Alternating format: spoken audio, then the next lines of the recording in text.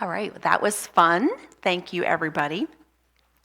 I'm just back from the place to be for the 4th of July, which is, have I got you trained? Independence, Iowa. So they have a big deal on the 4th of July, including bands. So July 3rd, July 4th. And so the bands, I'm getting old, people. The bands are very loud. And in order to talk to friends and family, I had to shout. And so my throat is really kind of raw, but I think I'll be okay. So just very grateful for my 4th of July with family and friends, and glad I could be here with you all today. So the place I often start with the story of Stephen is to lure you in by talking about deacons. Doesn't that lure you in? You just hear deacons and you're like, tell me more. Well, I don't know. Maybe you have to be a bit of a nerd to do that, but many of you have served as deacons before in the church, or maybe you've heard the word. And so just a little word there. As Presbyterians, we have this covenant. We don't just run amok and do whatever. We have this thing called the Book of Order that helps us stay on track. Remember, Christ is the head of the church, and then what flows from that. Because community people, humans can kind of run amok. So we believe in having a little decency and order in order for humans to function well together. So we have this covenant, and then as part of our ordered community, we have different kinds of leaders. Of course, everybody is gifted by the Spirit to be a leader in some way. And in our tradition, we have particular modes of leadership that we ordain for, not just pastors. We have the session who are elders, and I just said them, we also have deacons. So I just love that as a starting point for Stephen. So the Acts community was short on help. And it started with widows not having enough food, and there was disorder. So this created an impetus for, well, we've got leaders who are doing certain things that are talking about who God is, who Jesus is, what the story is, reaching out. They had a certain lane of prayer and healing that they were doing, but it was time to broaden the leadership pool. So they had an idea to call deacons, another pool of leaders to help care for people in need. So the first deacons are named, and they were seeking people full of the Spirit and wise people. So it wasn't just random cattle call, who's there? You want to do something? It was who's full of the Spirit, who is wise, who can help us. So there was criteria, and the community thought that's a great idea, and the community brought forth particular leaders, and 7 names are named. And among those leaders was a particular leader named, among the deacons, who do we feature today? Stephen. So Stephen is a particular leader who was part of that next group of leaders. Acts makes it extremely clear that Stephen was an extraordinary leader. And by the way, we know that there's overlapping characteristics among leaders. We don't say, oh, if you have this gift, you must do this, and if you have that gift, you must do that. No, there's overlapping charismas, gifts that the Spirit gives. But there was a particular giftedness in Stephen. So it's clear Stephen was not only a helper, Stephen also had the gift of intellect, apparently, and a gift of eloquence. He was able to speak, and that just made him a force of nature, and he was extremely faithful. So apparently he could talk about Jesus and God and what the purpose of life was, and also try to correct some things that people were saying or doing about God and neighbors that needed correction. So there's Stephen, and then he was truly a good person and a leader among really good people. And guess what? This made him a threat to other people. So this is a thread in the Bible that we in our church acknowledge, because we're Presbyterians, and we don't have our heads buried in the sand about human nature and just believe Jesus and everything will be just fine.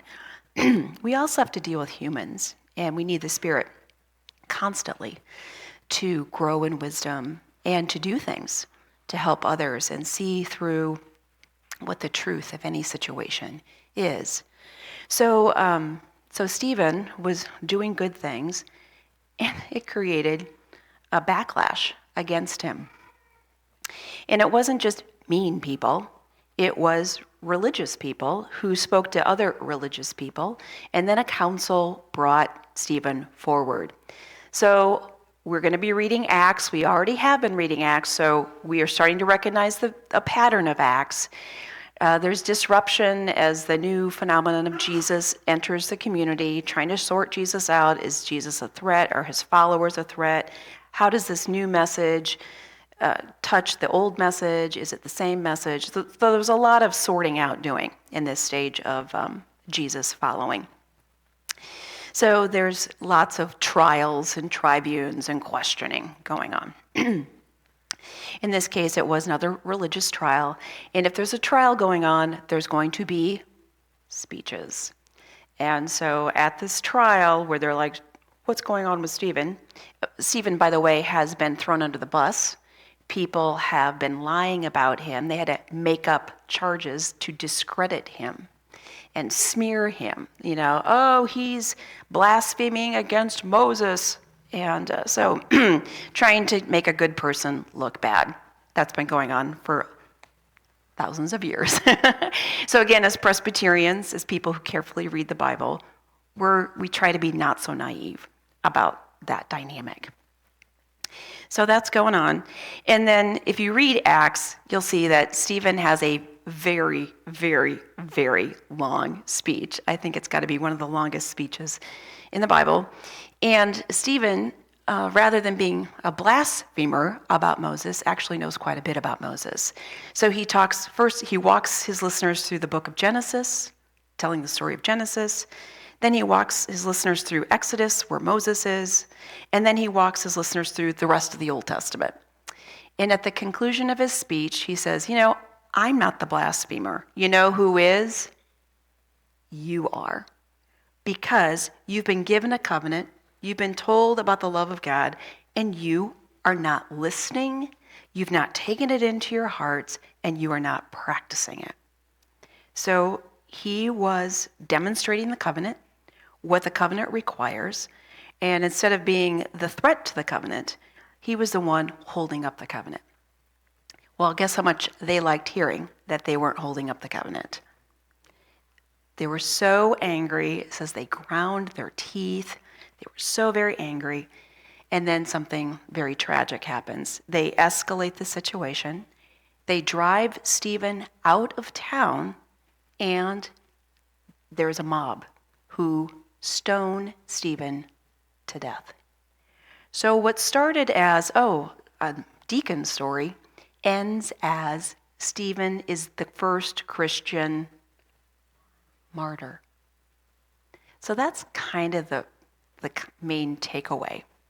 Stephen is the first person to die for Jesus Christ. And the community was not ashamed of that story, and the community wanted everybody else to know what the story was, lest his name be smeared or lest there be disinformation about what was going on. No, this is who Stephen was. Stephen was part of the new wave of leaders. Stephen was wise. He was full of the Spirit. Stephen knew the Bible. Stephen was teaching. And when Stephen died, this was how he died. He died upholding the covenant. He died pointing to the covenant. He died for the sake of a greater good. That was Stephen.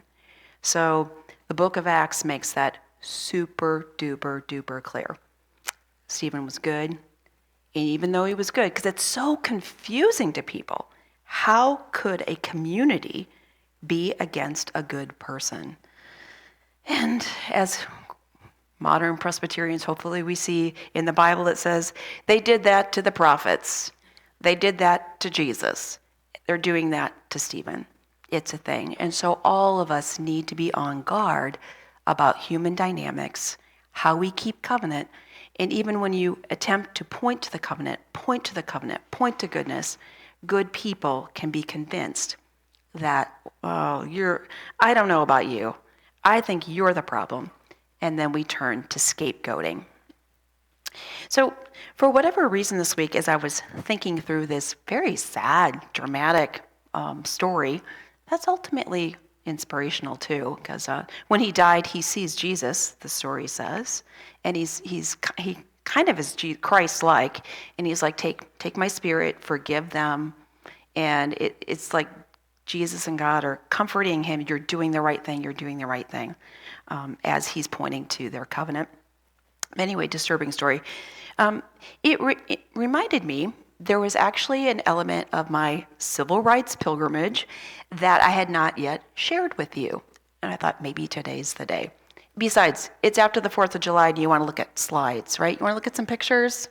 We'll take a look at some pictures.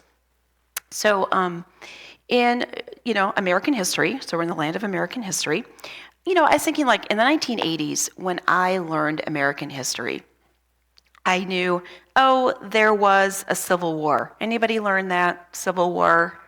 You take, your high school class, middle school, Civil War. I'm sure it's taught in different ways these days. But, okay, there was a Civil War. There was slavery. Slavery was very terrible and bad. There was a Civil War, ended slavery. Everything was fine. And then jumped to the 1920s, and then the Great Depression, World War II. And then, maybe vaguely, maybe I knew about kind of civil rights, blah, blah, blah. I was in the ether, but didn't really think much about it. Like, why was it there? And then, I took this big civil rights pilgrimage to the Deep South last fall. And through that, understood, yes, horrible legacy of slavery in the United States, and then the Civil War, of course. And then right after the war, there was a period called Reconstruction, where the U.S. tried to restore its idea of who was human and who deserved rights. And so our Constitution made that a little bit clearer. So there was an era of Reconstruction.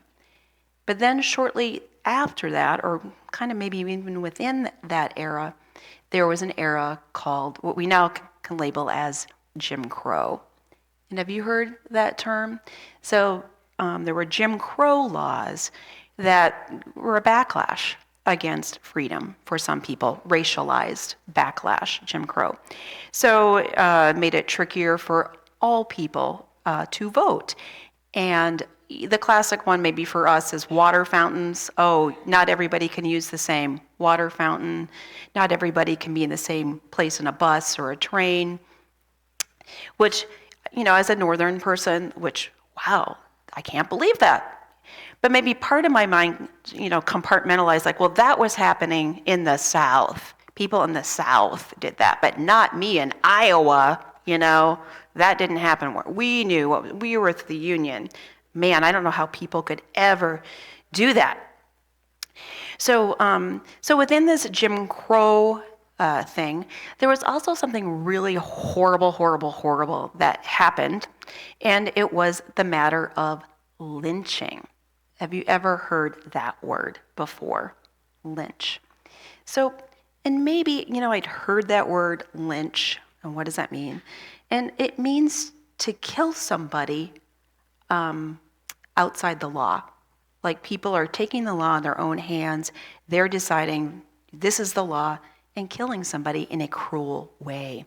So people, and it was very much racialized in our history, that Black people were accused, when there was a mystery, like what happened here? Something happened here, we don't know what happened, well, it must be that person who did it. And then people, in order to feel better, sometimes we all do it, it's easier to kind of build up hate and then scapegoat and say, yes, that's the problem, and then we fiercely go after that problem, and then we feel better. I was thinking a word for that is cathartic hate. So I'll maybe explore that topic another time, but we all have cathartic hate. And, we want retribution. It makes us feel better to say, well, this is the problem. we're going to solve it. We take action. And then, unfortunately, this kind of thing also attracts other people to join in, and that's where we get mobs, and a lot of the lynchings were mob scenes and terrible things. So just acknowledging human nature. It's been going on.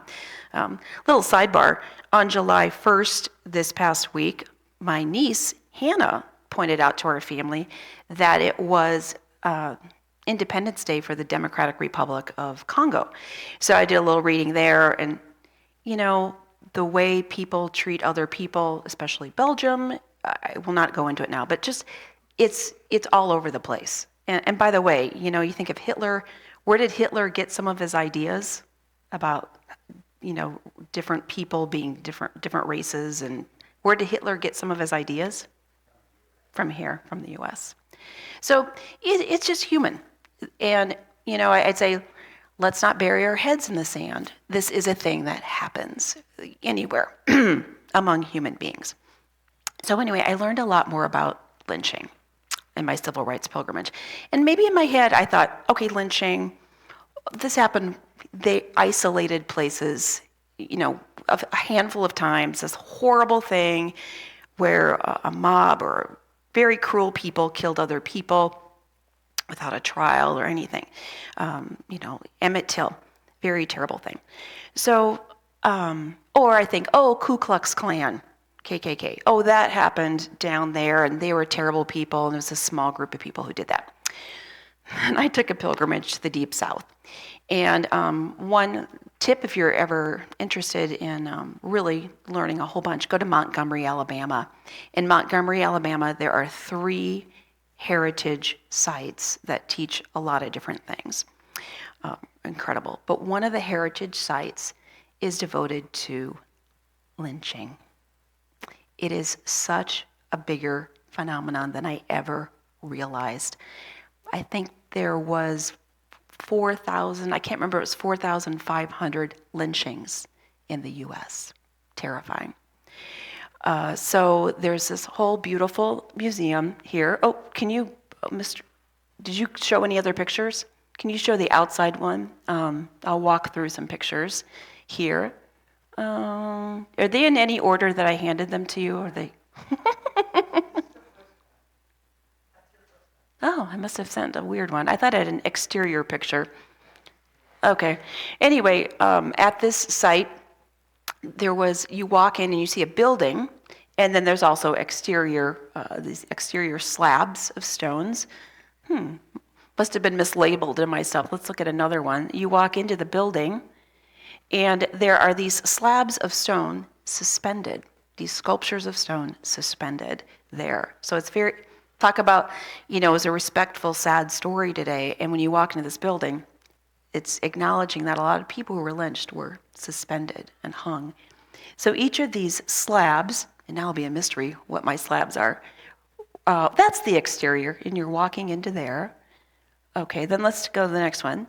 And then you see these slabs, and there are 800 different slabs. And the 800, why 800? Each one represents a county in the United States where a lynching is documented. So 800 different counties. So each of these, and then you look closer, there's the name of the county, and there are names of the people who were lynched and the dates, as much as known. So let's go. It's a mystery to me. Let's see okay, that's the next one I wanted to show you. So it's like, that was something down south, right? That happened down south. And then you look at certain slabs, it lists all the states where there was lynching. So see a particular state there on that list? That looks familiar? Nebraska. So there were lynchings in Nebraska. Dun, dun, dun, dun. And then within Nebraska, there was a particular county where Douglas County, where our church is, Douglas County, there were 2 lynchings. George Smith in 1891 was lynched by a mob in Douglas County, and Will Brown, 30 years later was lynched by a mob in Douglas County. Lord, in your mercy, hear our prayers. So this is a thing that happens. Let's see what else. It's an adventure. Are there more slides there?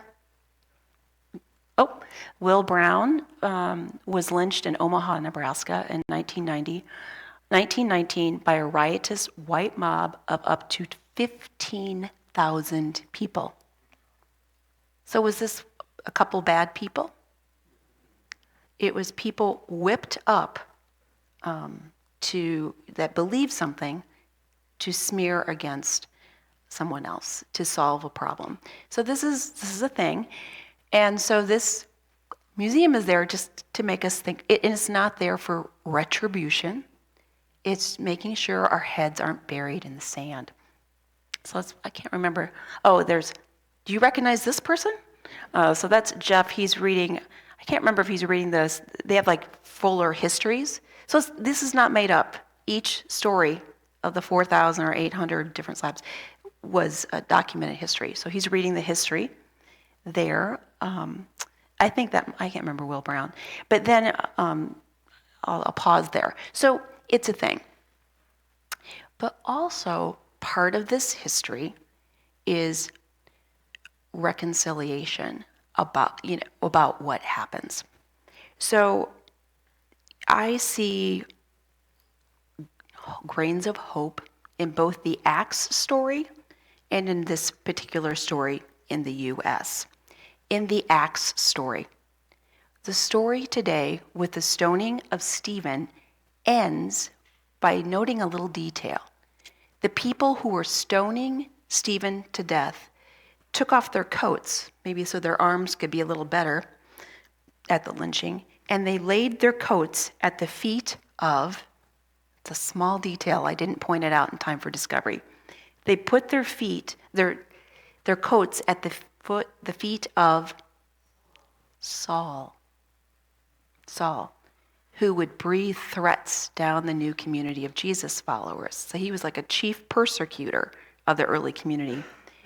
But with time, Saul becomes Paul. A persecutor becomes the greatest evangelist. So that is the hope that we also have as Christians. We abhor violence, we abhor mob rule, and part of it is we have hope that God is in a community and can restore people's heart for goodness. So we'll get that story in a couple of weeks. Likewise, at this museum, the 3 historical sites at Montgomery, they've collected dirt from every single lynching site possible. So so these are jars from where the lynching occurred. So you see the different soils. And do I have one more picture, close up? So it has the name and where the soil was collected. And again, like there's John Brooks, Robert William, Arthur Stewart. So there's a bunch from Alabama there, but believe me, they're from all over. I think we saw the Omaha jars of soil there. So again, we don't bury our heads in the sand, but there in the dirt of trauma, there's also the soil of healing where new life can sprout up. So that's the kind of Christians we are. You know, when we look at that story, we see shoots of hope too, and that hope will set us free. To God be the glory. Amen.